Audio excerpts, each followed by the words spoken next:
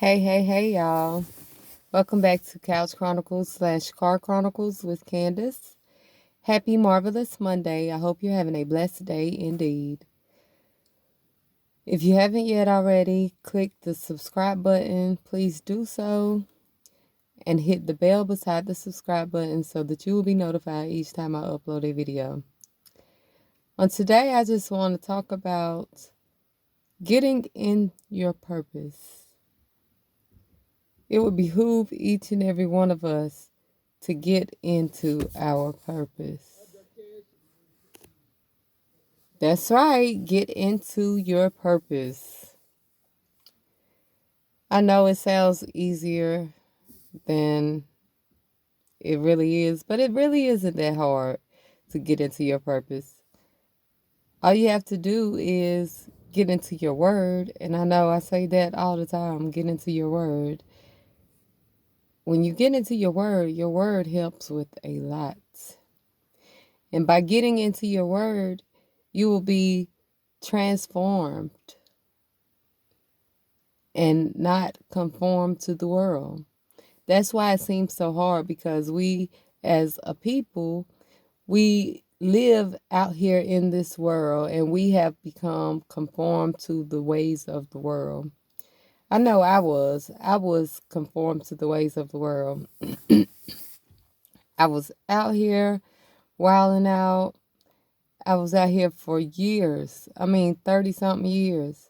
Well, I'm 36 years old right now. But ever since I was grown, let's say from the age of 18, so that'll be almost 19 years that I have thrown away. I threw away almost 19 years being conformed to this world. But I wish I would have had someone to encourage me, like I'm trying to do someone today, to encourage me to be transformed by the renewing of my mind, by reading my word on a daily basis and spending time with the Lord. Because that's valuable time that I've wasted and I can't get it back. But I'm on my journey now. I'm on my way now. You can't start over from the beginning, but you can always start a new beginning. And that's what I am doing.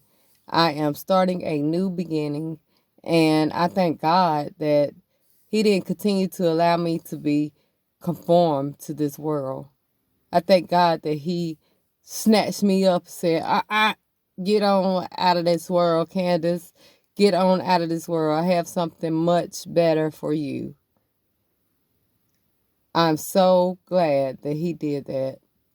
Because if He hadn't, I would have still be out here in this world.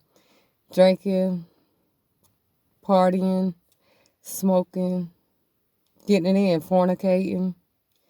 But to God be the glory.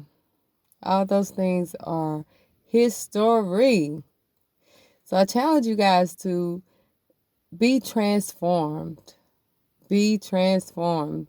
And it's easier said than done because, like I said, we as a people, we're oftentimes conformed to the world. But all it takes is to get into that word. I challenge you, get into that word. And if you need, sometimes it helps by getting a partner to be a reading partner or be a prayer partner. Let's say we're going to pray every day at 4 o'clock p.m. 4 o'clock p.m., we're going to buddy up, call one another, and do a conference call, praying. Take turns praying. Me and my cousin did it for, like, a few years ago. Me and my cousin were doing it, and we were still out there in this world, getting it in. But, y'all, God, He acknowledges us when we try to do the works for Him. He acknowledges us when we are doing the works for Him. Because, we were out in the world doing our thing. Lord knows we were out in the world. But yet and still, we set aside times, certain time, 9 o'clock, I believe it was, 9 o'clock p.m., we would pray. And we would take turns praying. And this particular night, it was me, him, my homegirl, and his cousin. We were all chilling. My alarm went off at 9 o'clock. I said, cuz, it's on you. Your turn to pray.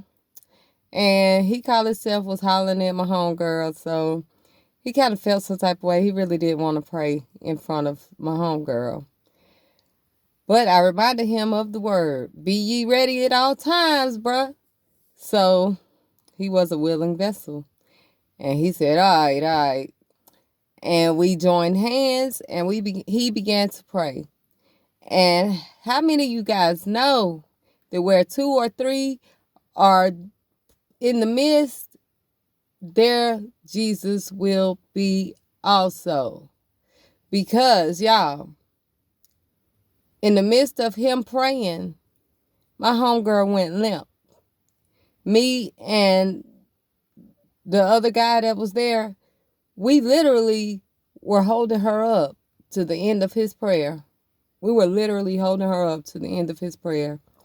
And I wanted to say that he relieved a demon from her, but I wasn't absolutely sure until we left and went to somewhere else. We went to an apartment complex an hour later.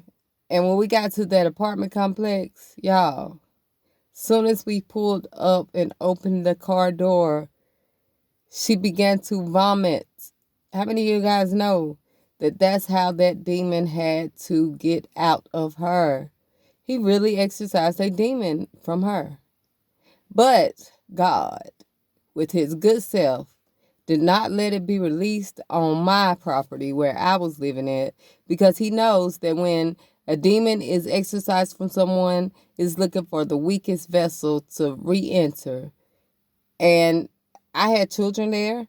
I had brothers there. I don't know who the weakest vessel would have been, but God, I thank him for allowing us to get away from home before he allowed that demon to come out. But I said that to say this. Get in your word. Get in your word. You do not have to be perfect. You do not have to be perfect. You don't have to be nowhere near perfect to start working for the Lord. Like, just start somewhere. Start by praying. Start by praying daily. Start by reading 2 verses out of the Bible a day. I mean, that's minor. I love you guys, and I hope you enjoyed this message. I will see you guys tomorrow. Love you.